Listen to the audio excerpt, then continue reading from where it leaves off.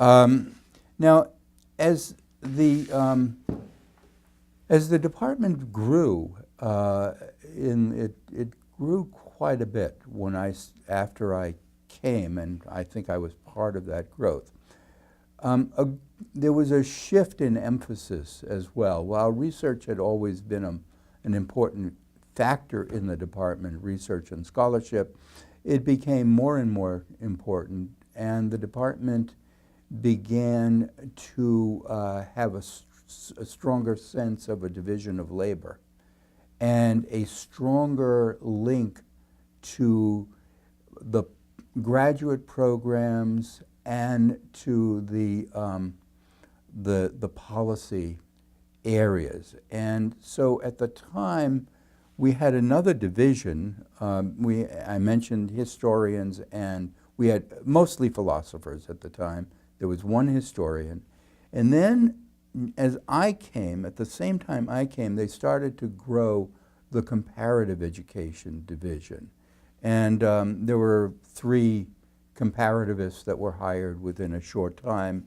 One of them, Alan Peshkin, did a series of very important studies on schools and their relation to the community that they're in. And he would take a semester off from teaching, go into a community, hook up with a school, and live the life of the people in that community. And then he would draw a kind of a snapshot of the community and its school, and how the school served and mirrored the community.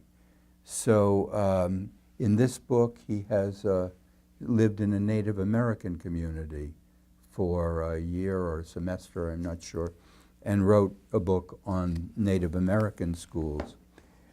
In this book, he lived in a multi-ethnic community and wrote a book on that, The Color of Strangers, The Color of Friends. So it goes. In one book, he lived in a community that housed a fundamentalist Christian school for a year, and he wrote on that. Well, as the department moved into more work with graduate students, as it grew and broadened its scholarly base, the name of the department no longer described what was going on. And so there was, in the early 1970s, a search for a name that would be more descriptive of what we actually do. And the other problem, by the way, was that the new computerized systems that were coming in couldn't contain the name history, philosophy, and comparative education. It was just too many letters for the computers to handle. So we devised the name, the Department of Educational Policy Studies, which then hooked us into a lot of other kinds of things. So that, I guess, moves us into some of the work that's been going on within the years that I've been here. I mentioned Peshkin's studies already, and their significance. The work of the historians that were here at the time, when I came, two historians were hired. Clarence Carrier, who served as head of the department for many, many years, replacing Bunny Smith. Paul Violas, who was Carrier's student, and he worked on working class history and wrote a book called The Training of the Urban Working Class. And Carrier wrote a book, among many, the shaping of the American educational state. And then James Anderson, who came a few years later and was a student of Violas's, wrote a very, very important book called Education of Blacks in the South, which I believe won the AERA prize for the best book shortly after it was released. And my work kind of had at that time a sort of a historical philosophical slant to it. I had done my research on a group of, on Hegel, a German philosopher, and one of his disciples, Bernard Bosanquet, an English disciple of Hegel. But more importantly, the center of my own work had been on John Dewey. And when I came here, there was something very important that I discovered about Dewey that I had missed in my earlier work, and that was a study that he had done on the Polish community in Philadelphia in 1917 during the First World War. And the interesting thing about that study was it wasn't a philosophical study, but it was a kind of, Dewey was a sort of spy for the War Department.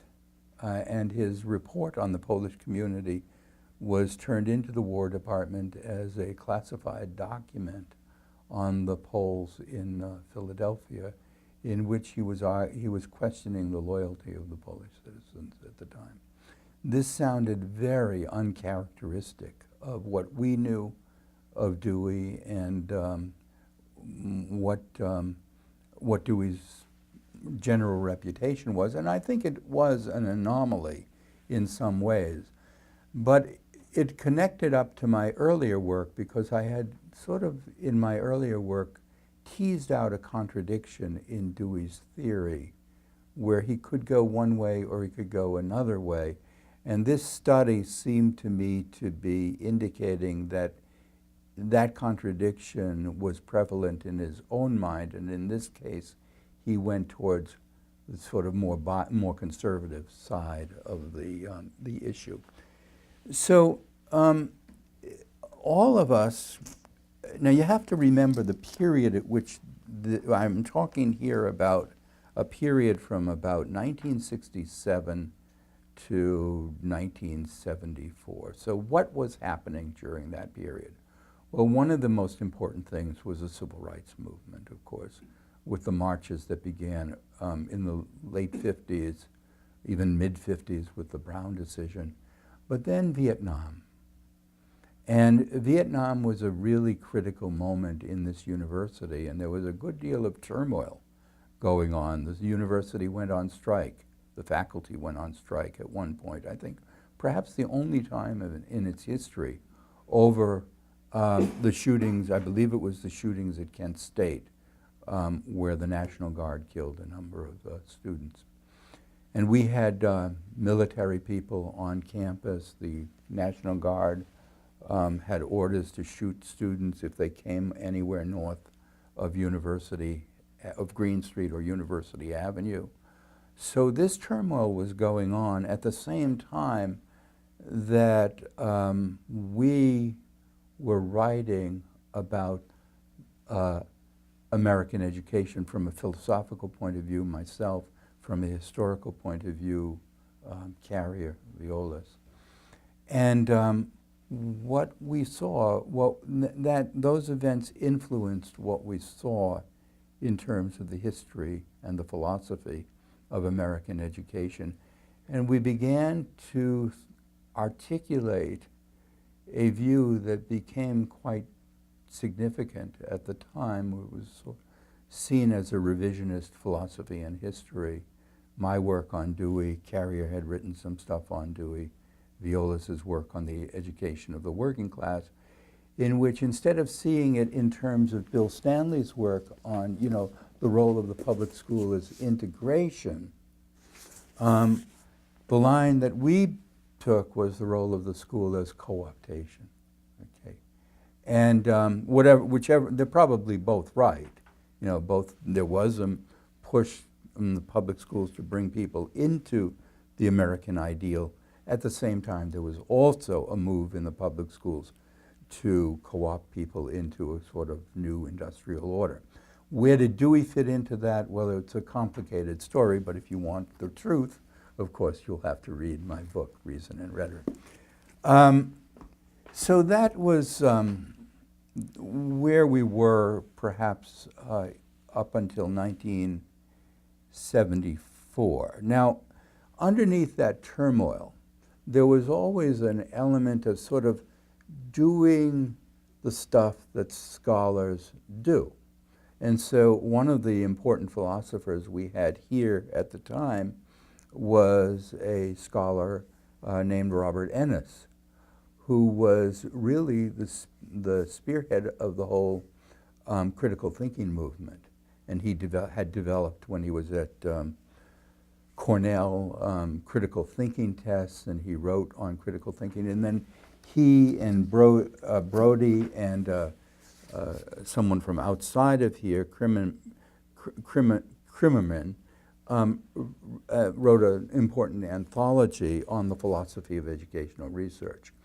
And the philosophy of educational research became a very significant topic, and it still is, kind of guiding the norms in which research is conducted. I just have written an article for a Chinese journal called Critical Pragmatism, in which I'm sort of returning to Dewey and seeing now, given what I thought was wrong in Dewey in that time, how can we correct it and still maintain the good things about pragmatism?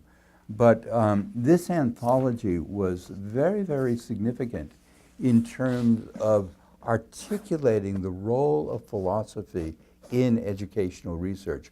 Philosophy of science as a field had been growing for about a dozen years or more at the time, and this book caught that spirit and articulated it for education.